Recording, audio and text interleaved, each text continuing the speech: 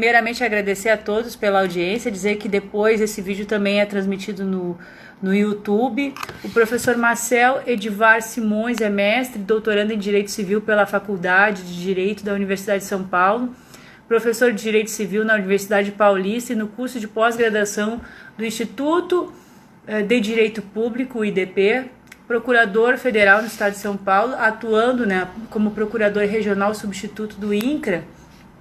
Depois me atualiza se é do INCRA mesmo, que eu me lembro também que eu li do IBAMA alguma coisa.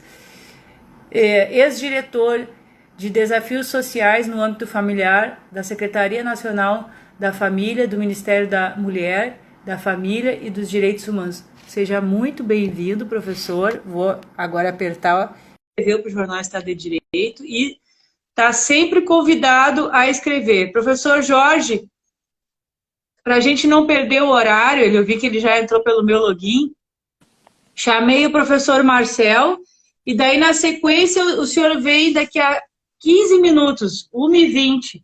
Daí o senhor faz a explanação e depois o Felipe fica para o final para a gente poder cumprir o horário. Bom dia! Não nos víamos pessoalmente, né? Agora nos conhecendo, quero te agradecer por ter aceitado esse convite. O poder discricionário, os limites e dever de motivação dos atos administrativos é um tema que eu gosto muito, assim, pesquiso bastante, porque pelo âmbito da Justiça do Trabalho, eles confundem ou, assim, acreditam muito que o poder potestativo, por exemplo, em sociedades de economia mista, administração pública indireta, ele não seja mitigado, né? O poder discricionário, o poder potestativo.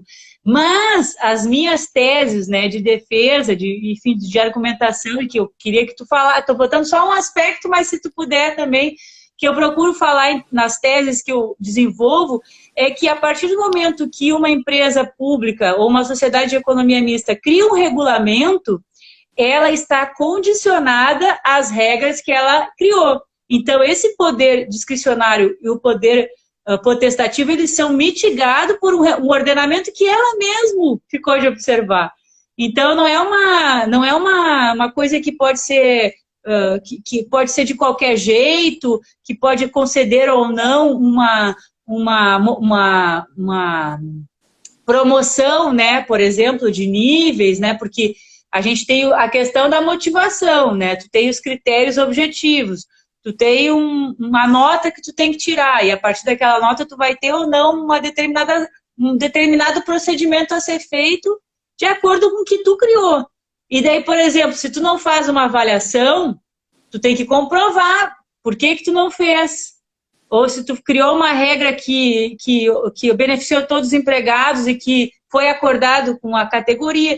Enfim, só estou dando um exemplo de um aspecto do poder discricionário que vejo, né, se tu puder falar sobre essa relação com o poder potestativo, se tem ou não, mas pode falar como tu tá, como dentro da tua função, eu sei que também há restrições de argumentação, pode falar mais no plano teórico, como tu preferir, até para a gente trabalhar os planos, que sejam conceituais ou práticos, né, de acordo com a possibilidade de entrada no tema. Obrigada, viu, professor? Seja muito bem-vindo. Eu que agradeço, Carmela, querida, queridos colegas que estão acompanhando esse nosso bate-papo. Conseguem me ouvir bem? Tá dando para ouvir, Carmela? Tudo certo. Estou com a tela do computador, vou falar com... Só vou dar o recado para o Jorge no computador para ele saber que ele fala daqui a pouquinho. Excelente, excelente. Olha, eu quero realmente agradecer pela oportunidade de participar aqui desse bate-papo, aqui o Afetos, que é sempre muito, muito interessante e muito gostoso de acompanhar, e agora de participar, por conta desse caráter assim técnico, claro, mas ao mesmo tempo dotado de uma informalidade no sentido sensível, não é? A gente consegue conversar assim como se fosse realmente uma conversa muito amistosa entre colegas e entre amigos. Então também já deixo o meu cumprimento ao Jorge, a quem estou aqui ansioso para escutar, não é? E também ao Felipe Bisinotto, que é um amigo muito querido, e por sinal cumprimentando-o, porque hoje é aniversário dele. Então a gente deixa também esse cumprimento. Mas esse tema, realmente um tema muito interessante, muito importante, a questão da discricionariedade nos atos administrativos e da classificação, não é? Tradicional dos atos administrativos em discricionários e vinculados, que, como você disse, Carmela, ele tem reflexos muito frequentes no âmbito do direito do trabalho e também no contexto empresarial, especificamente pensando em empresas públicas, mas partindo de uma base do direito administrativo mesmo mais clássico. E é interessante a gente tomar esse tema desde os seus princípios da classificação, da dualidade, atos discricionários e atos vinculados, mas também chegando a alguns desenvolvimentos mais atuais, porque existem algumas correntes que elas representam uma volta de 180 graus no entendimento da matéria. Então a gente está acostumado a entender isso daquela forma muito escolar, não é? Por um lado existem os atos administrativos vinculados, aqueles que teriam todos os seus aspectos disciplinados pela lei, então não haveria margem de liberdade para o administrador, para o agente público manejar ou manobrar, em bom sentido, e no mal também, para fora dos limites que já estão pré-estabelecidos para aquele ato. E aí nós temos o exemplo tradicional das licenças administrativas. Então, por exemplo, a licença para que um determinado empresário se estabeleça com um restaurante, não é? A licença aí, e outros tipos de licença também, é claro, apenas um exemplo, é um ato vinculado com o atendimento dos requisitos presentes em lei. O administrador, o agente público, não tem opção a não ser deferir a licença. A possibilidade de não deferir a licença vem se o particular não atende aos requisitos legais. Então, aqui nós temos o conceito de ato vinculado, nós temos um exemplo, e aí a contraposição ao ato discricionário. O ato discricionário é aquele que, por definição, não tem todos os seus aspectos regrados pela lei, deixando uma margem para que o administrador aprecie o chamado mérito administrativo. E o mérito administrativo tem a ver com os conceitos de conveniência e oportunidade, que são repetidos à exaustão no âmbito da administração pública, nos pareceres, inclusive por mim. Diariamente, nos meus pareceres, tem lá um parágrafo para falar que a Procuradoria não vai abordar os aspectos de conveniência e oportunidade, mas somente os aspectos jurídicos, técnico-jurídicos. É muito repetido. E daí já é discricionário. Exatamente, que é a discricionariedade, que precisamente é a ideia fundante da discricionariedade, a conveniência e a oportunidade. A expressão é muito repetida, mas às vezes pouco explicada, não é? A conveniência tem a ver com o interesse público. O ato será conveniente se atender ao interesse público. A oportunidade tem a ver com a questão temporal. Pode ser conveniente, de acordo com o interesse público, mas não oportuno naquele momento, não é? Aí o exemplo, para a gente fechar isso assim bem arredondadamente, o exemplo de ato discricionário sempre mencionado, que é o da autorização. Ao contrário da licença, a autorização, ela seria um ato discricionário, e é um exemplo muito semelhante. Se ao invés de um restaurante, o sujeito ele quer vender alimentos na rua, ele precisa ser autorizado a tanto. Agora, essa autorização, ela tem um funcionamento distinto em termos discricionários, porque pode não ser conveniente nem oportuno naquele local, naquele momento, daquela forma, certo? Então, essa seria uma explicação muito tradicional, de certa forma, muito clássica, mas há problemas aí, de várias ordens. Na realidade, nós temos que levar em conta que essa pureza, ela não existe dessa maneira. Todo ato administrativo, e na minha forma de encarar, e de muitos doutrinadores, o ato administrativo tem sempre aspectos vinculados e discricionários. Às vezes em grau maior, muito maior, não é? A parte vinculativa, quase não há margem para a atuação do administrador, mas sempre há alguma coisa.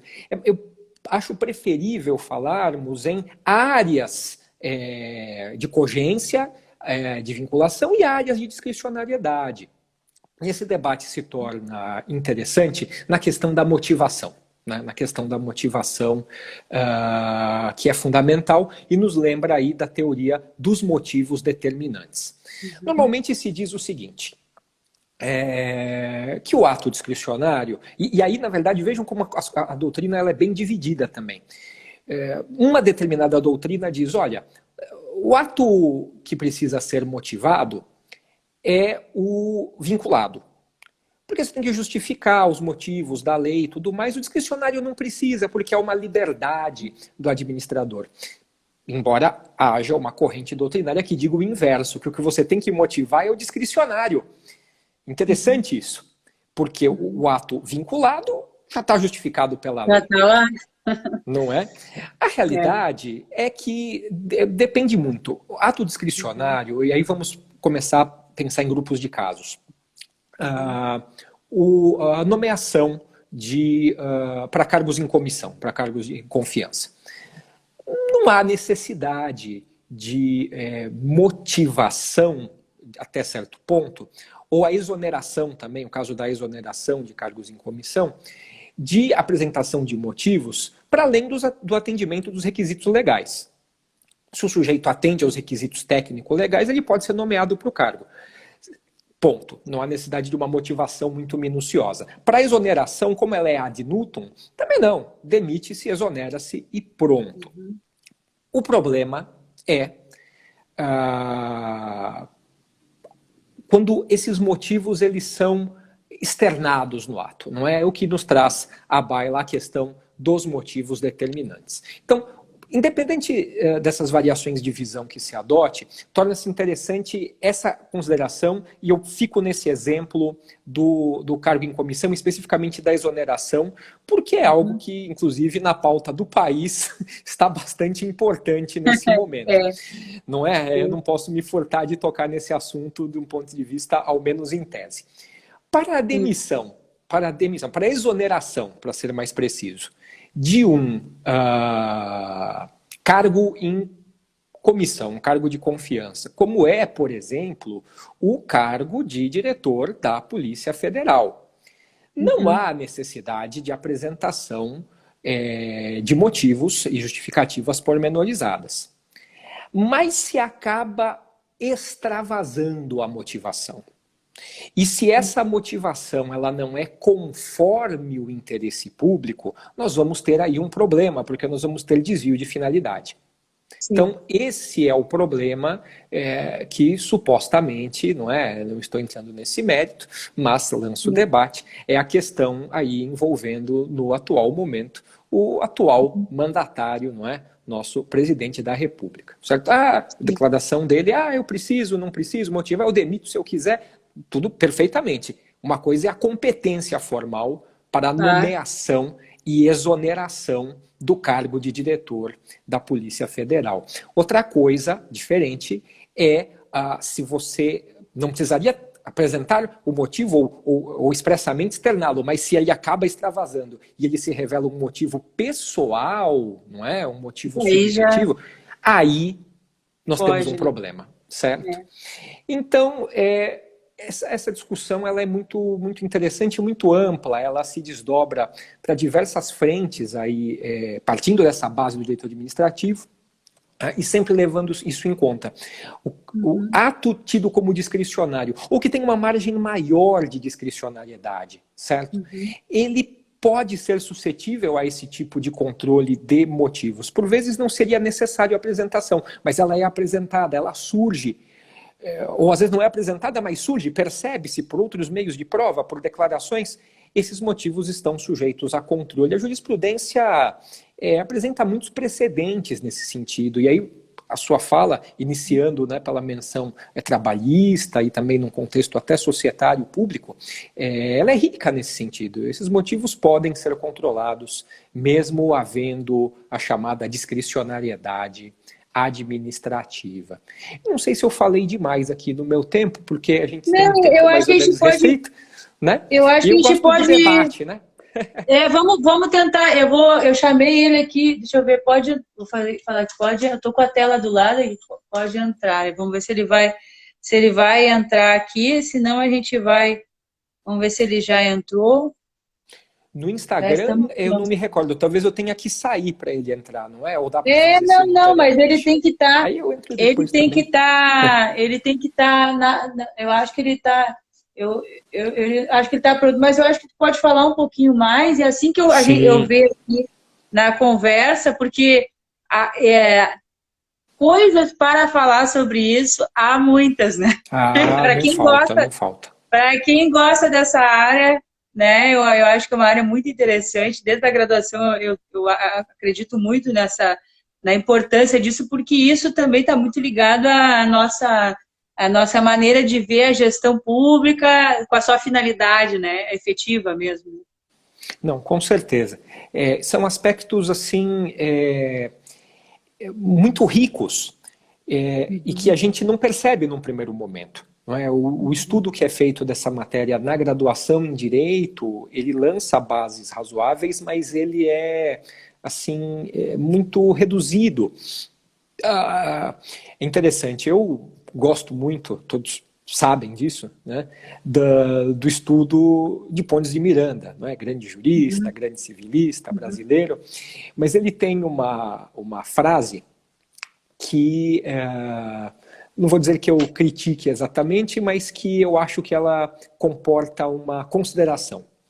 Ele se refere sempre ao colorido do mundo jurídico, não é? O mundo dos fatos é colorido pelas normas e se torna o mundo jurídico, que é parte do mundo dos fatos, mas uma parte diferenciada.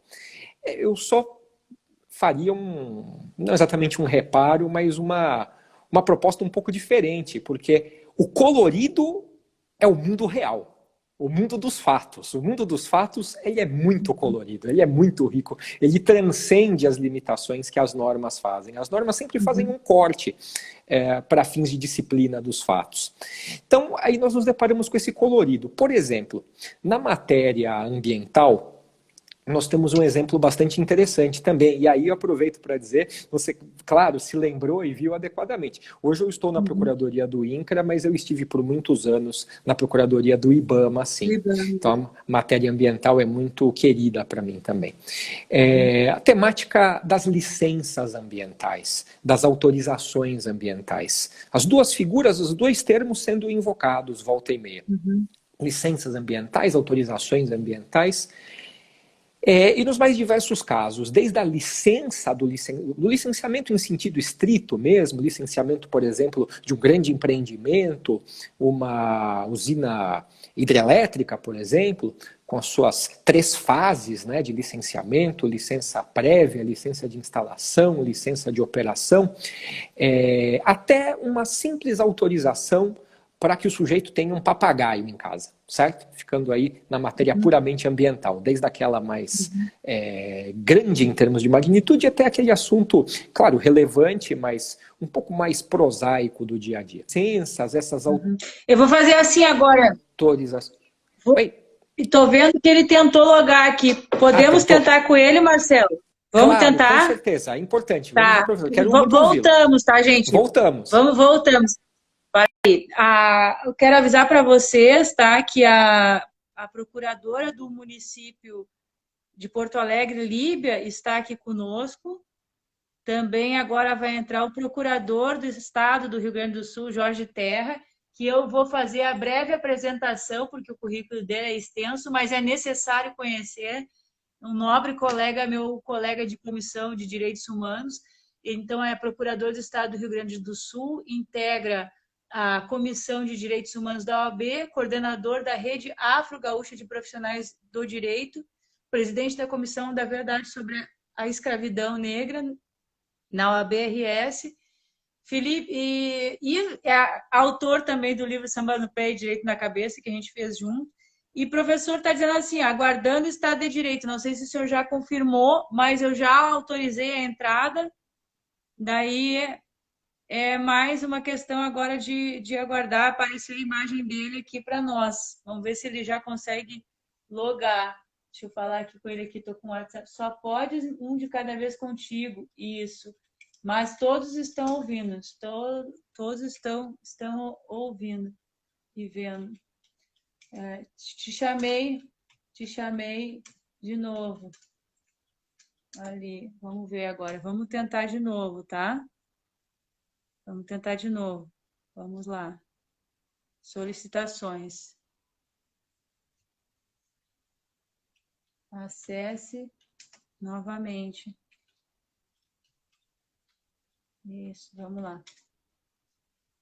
Que bom. Vamos torcer aqui para dar certo. Mandei o login. Então, o professor Jorge Terra, o livro que ele participou comigo foi sobre o samba do Jorge Aragão, que ele canta, que é a Identidade, e fala sobre essa temática aí, né? Que é bastante relevante. Sérgio, eu vou marcar um dia para a gente fazer uma live sobre direito e cinema, que afinal temos que conversar sobre isso, porque eu estou fazendo um documentário sobre maternidade e empoderamento feminino. Então, eu estou buscando aqui o professor Jorge de novo. Vamos ver. Vamos ver se ele está aqui. Jorge. Pois é, então enquanto o Jorge não entra aqui, vou falar para todos, né? Vai sair o livro dessa conversa com afetos. Então, a gente vai ter uma análise desses temas, né? A proposta é que os professores e, enfim, ativistas convidados para estar integrando esse projeto, que estão integrando esse projeto, que são mais de 50 já que passaram por aqui, de vários lugares. Teve gente da Itália, vai ter gente de Portugal também, teve gente do México participando. Então, a gente tem procurado dar um amplo debate sobre a questão da pandemia e a questão de uma análise de perspectivas diferentes do impacto que isso está ocorrendo, né? E o livro de Direito e Cinema eu também tenho que fazer uma segunda edição, eu falo, já solicitei, vamos ver. Acesse novamente os stories, que vocês não aparecem. Stories, porque você tem que estar online. Eu estou falando para vocês e estou falando para eles. Ele aqui, o professor Jorge.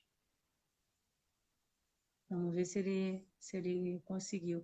Então, esse livro do direito no cinema brasileiro, ele fala sobre várias vertentes, né? E a gente também tem que fazer a outra edição, né? E eu tenho que parar para organizar isso.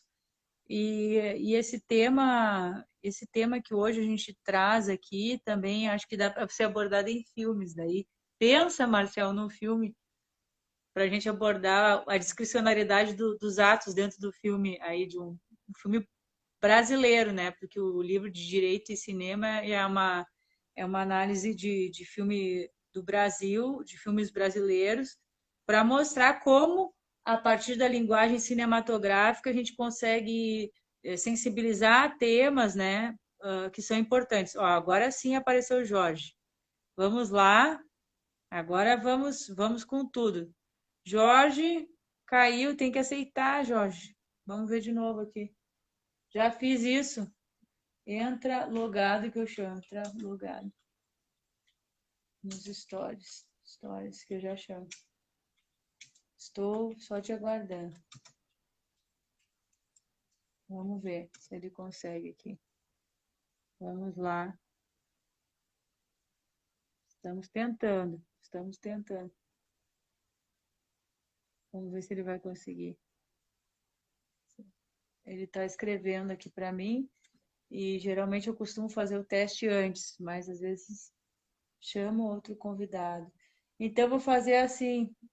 Eu acho que ele vai ter uma reunião, não vai conseguir acessar. Que pena. Então, como a coisa é ao vivo, eu estou falando para vocês aqui. Vamos ver se se o Felipe está online. Vamos ver.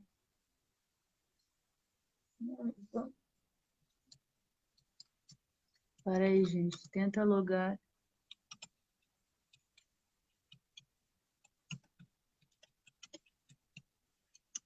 Vamos lá. A prática ao vivo, ela é isso aí, gente. Se a gente não faz, ele tem que estar acompanhando a nossa live, porque senão eu não consigo chamar ele. Vamos ver. Tanto o Felipe tem que estar online e aqui ele não aparece que está na nossa conversa.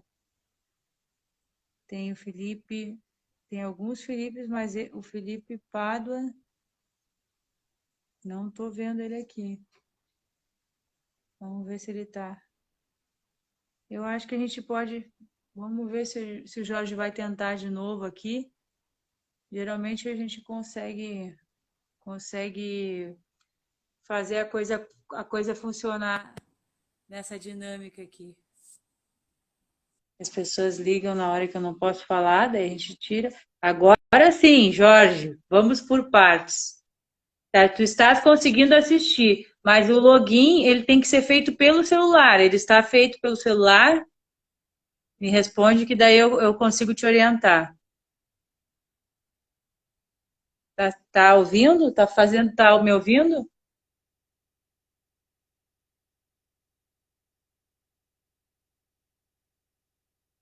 Tu tá no celular, tu tá logado no celular. Porque se tu tiver logado com o login no computador, tu não consegue fazer a transmissão.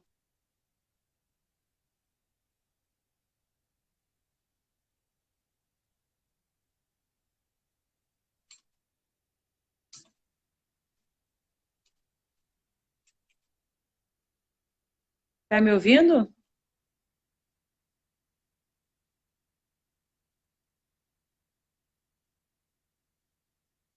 Agora sim. Adicionar estado de direito ao seu vídeo. Tá, então agora eu te fiz uma solicitação. Tá, o Felipe logou, ele tem que estar online na nossa conversa, tem que ser pelo celular, porque senão não adianta. Agora, Jorge, tu aceita o convite que eu fiz para logar online? Muito boa tarde. Tá Boa abrindo a tarde. tela. Vamos ver se eu consigo ver o teu rosto ou se eu escuto o teu áudio. Tá me ouvindo? Tô te ouvindo, um pouquinho baixo. Puder falar mais alto? Tá. Tu tá me ouvindo agora? Tô ouvindo, mas tá baixa a ligação. Tu pode falar um pouquinho mais alta? Só um pouquinho. Sim, eu posso Estamos falar mais ouvindo, alto. mas não estamos te vendo. Eu não sei o que está acontecendo. Meu conhecimento Tá, tecnológico não me permite.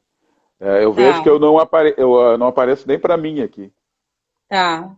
Tá, tem um botãozinho do lado da carinha sorrindo que muda a tela, tá? Muda a tela de posição. Ou tu bota para ver, por exemplo, a parede, que é a tela de lá, ou tu bota para ver o teu rosto. Daí tu pode fazer virar a câmera, que pode ser isso que esteja acontecendo.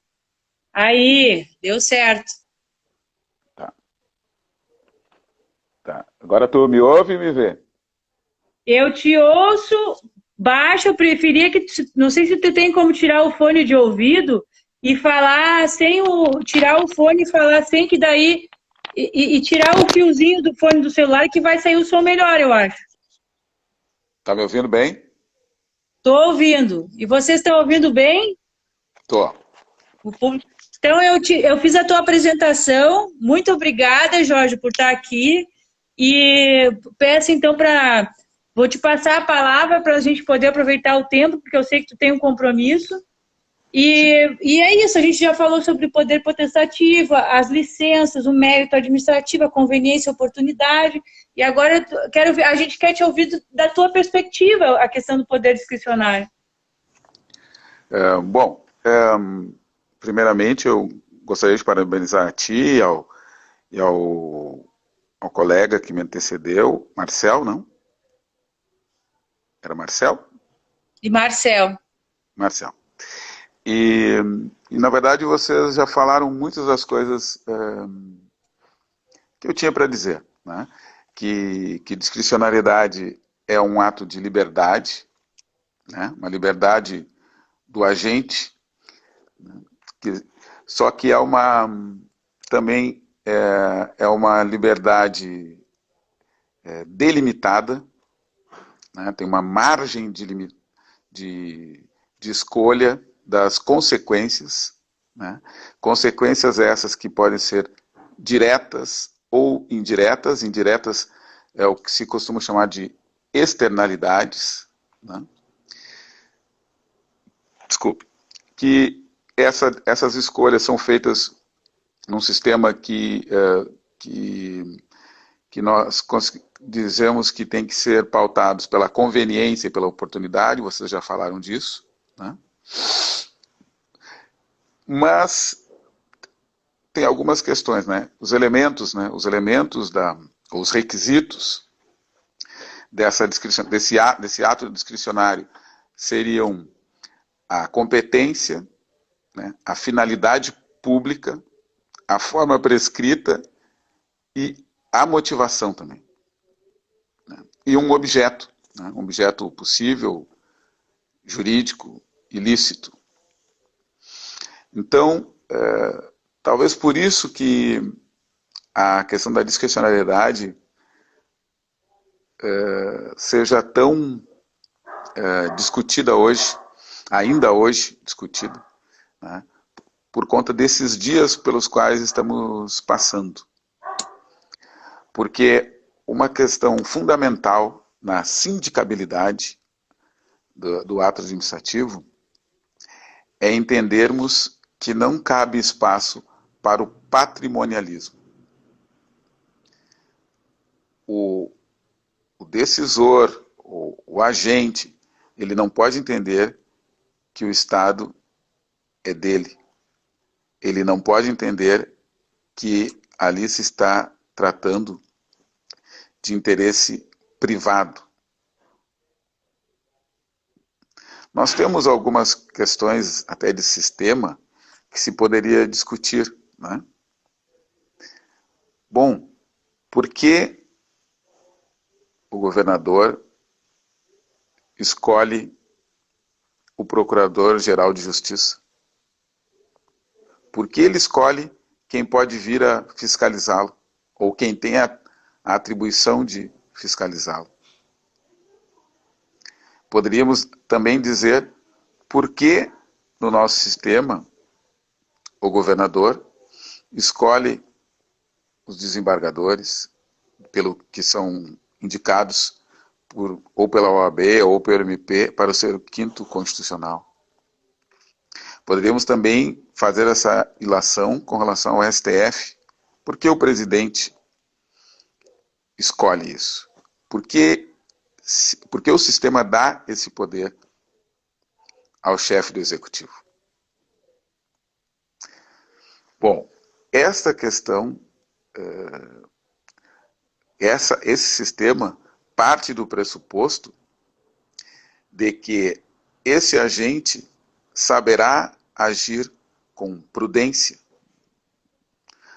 Mas prudência se deve ter, mas não se pode presumir que todos terão, né? Então, talvez esse seja o problema que nós estejamos enfrentando nessas questões que estão referidas no nosso dia a dia, né? Então, houve essa discussão quando se procurou, quando se determinou qual seria o presidente da Fundação Palmares. E aí houve uma ação judicial com o intuito de impedir que essa nomeação ocorresse. Houve então uma discussão. Pô, mas cabe a uma autoridade escolher. Pode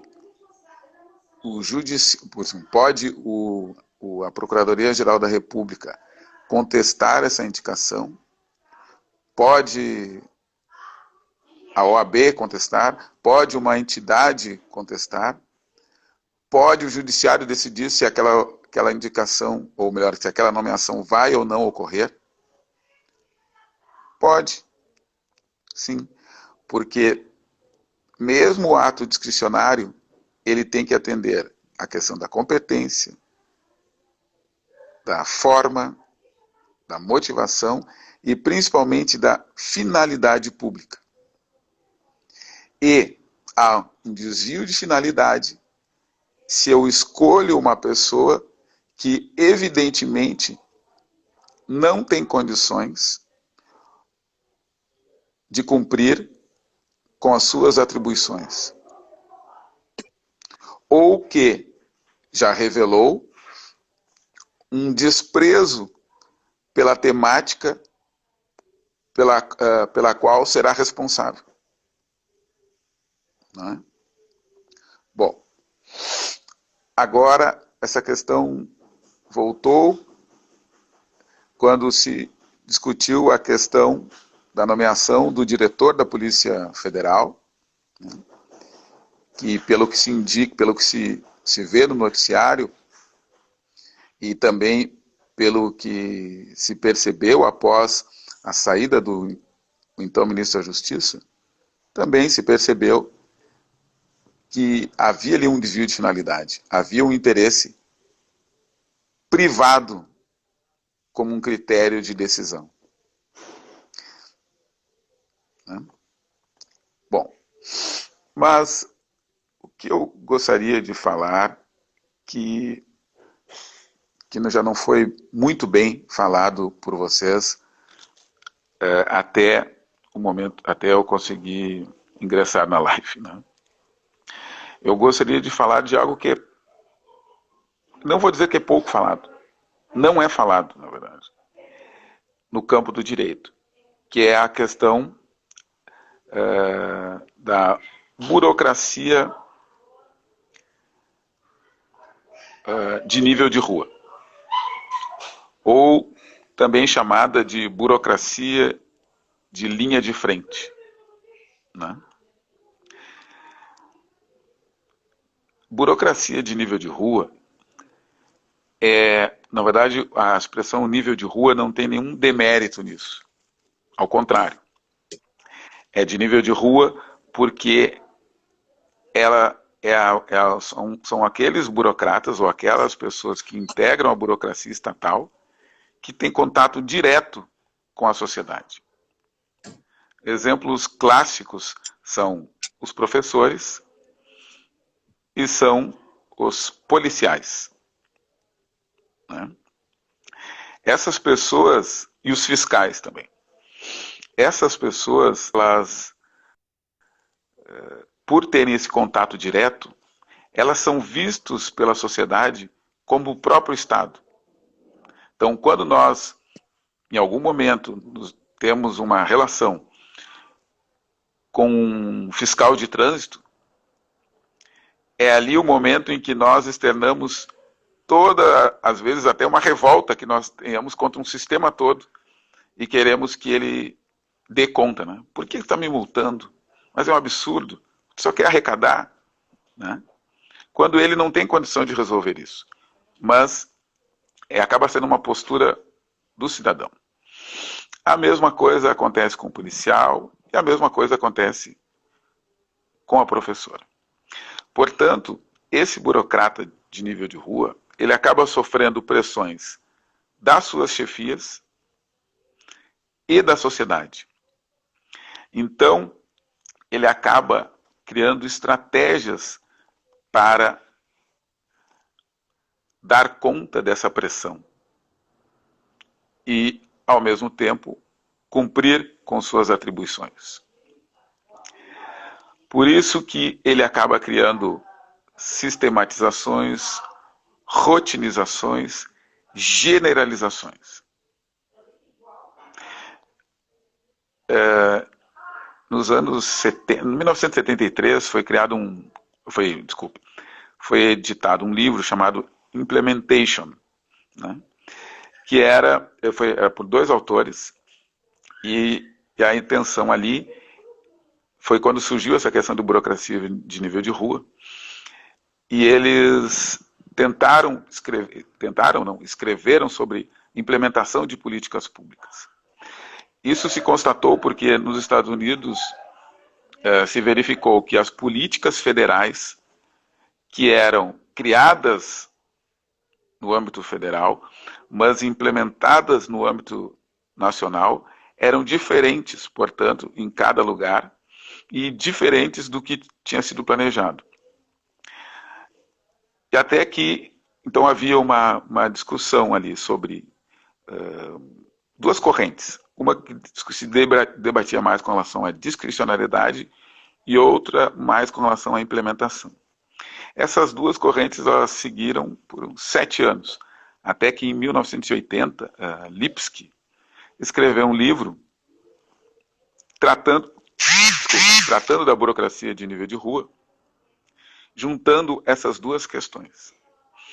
Então, se começou a verificar, ou se começou a ter uma noção melhor de como se dá a questão da discricionariedade para aquele que está lá na ponta. Como é que um professor decide? Olha, eu tenho uma turma heterogênea, tem uns que estão mais avançados, uns estão no nível intermediário, uns estão mais lá atrás. Qual o critério que eu vou adotar? Eu vou dar oportunidade para aqueles que estão mais avançados realmente avancem? Vou retornar um pouco a turma para que todos acompanhem? Esse nível de discricionariedade está lá no agente que está na ponta. Né?